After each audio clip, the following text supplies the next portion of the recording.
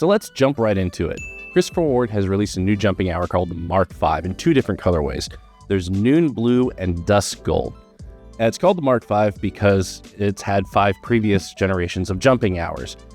And if you see each of these generations, it's what Christopher Ward does. As each generation jumps to the next, there's a jump in quality. They really perfected the idea of every time they come out with a new generation of watches should be a little bit better, a little bit better, a little bit better. And that has served them very well, because if you look at their early dive watches and what's out now, it went from, I guess that's okay, to it's actually a really nice watch. And this jumping hour is another example of that. The first one is a jumping hour, but this one actually has its own style and design that feels really well thought out. Now, if you didn't know Christopher Ward made a jumping hour, you can be forgiven for that because it's been a while since they've made it, and you probably are newer to the brand and jumped over that entire timeline of when they did make it.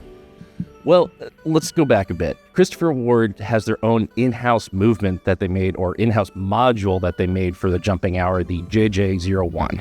Now, while Christopher Ward hasn't been using this movement in jumping hours recently, it did jump over to a different watch, which is the Bel Canto, where that jumping hour mechanism is used to instead jump an hour disc to ring the bell or ring the gong.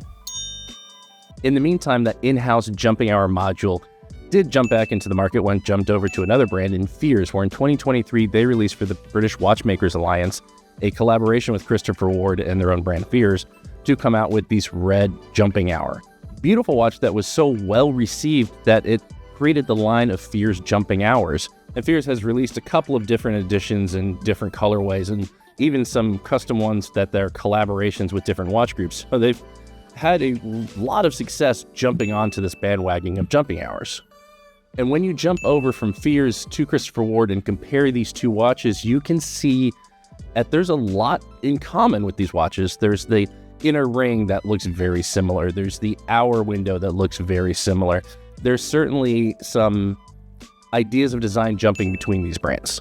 I will say that Christopher Ward is jumping on some interesting design ideas here with the outer sapphire dial and a sapphire hand. That outer sapphire ring allows for light to penetrate underneath the central part of the dial, and that light jumps around and actually charges the Superluminova disc underneath. This allows for the hour disc below the dial to already have a jump start with the Superluminova, so when it comes around and it comes that new hour, it's already charged and already bright. It's an interesting idea to have something already charged and loomed up before it actually comes and sees the light of day. I don't know how this will work in person. If it does work as effectively as the pictures show, that's certainly an idea that others should jump. So, jumping over to the specs. This watch is 39 millimeters across, 20 millimeters between the lugs, and 47 millimeters lug to lug. Overall, those are dimensions that will fit most wrists. Most people can easily jump onto this watch and wear it day to day.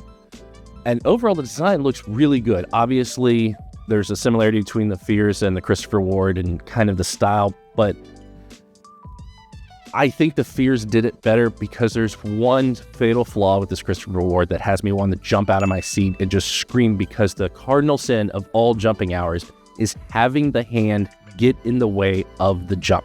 Now, the sapphire hand allows you to see most of the numeral, but the lume goes far enough down the hand that you can see, with my bad Photoshop here, the hand will get in the way, or halfway get in the way of the hour when it jumps. And part of a jumping hour is you want to see that hour jump. That's the cool part. That's the thing that makes it different, jumping 24 hours a day. Why hide it? Why do that? Why not make the lume a little shorter so the sapphire hand comes across and you can see straight through it?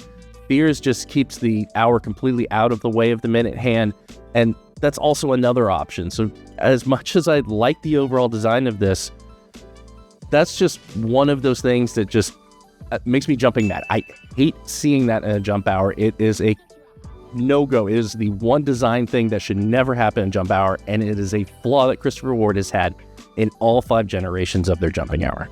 This new jumping hour is part of the Christopher Ward Atelier line, which has their in-house movements in it. And this is the in-house jumping hour, the C1 Moon Phase, the Bel Canto, the Loco, and the 12X are all part of this lineup. Those are the ones with an in-house movement in them. And I think we're going to see more of those in-house watch movements becoming part of the Christopher Ward lineup. With that, this lineup is a little bit more expensive than the typical 1,000, 1,500-ish of Christopher Ward watches. This jump hour is $3,165 US on bracelet and just under $3,000 on leather. So there is a little bit of a premium for this over typical Christopher Ward. That's primarily because it has that in-house aspect. It has the sapphire on the dial. It has a few interesting points to it. And overall, this is certainly an improvement. The 5 generations of this jump hour have seen a jump and improvement each time. And if they can jump over that one last hurdle and stop putting the damn hand in the way of the jumping hour, I think they have a great design language to go from on this.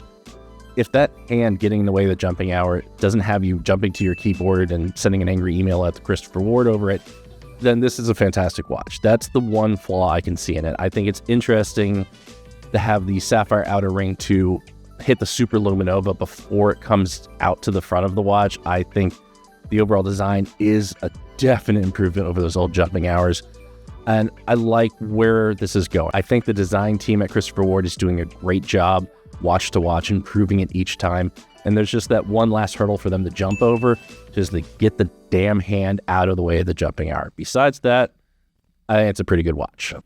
What do you think of the Christopher Ward jumping hour? Is that hand in the way a fatal mistake, or is it just not a big deal to you? Jump down in the comments and let us know.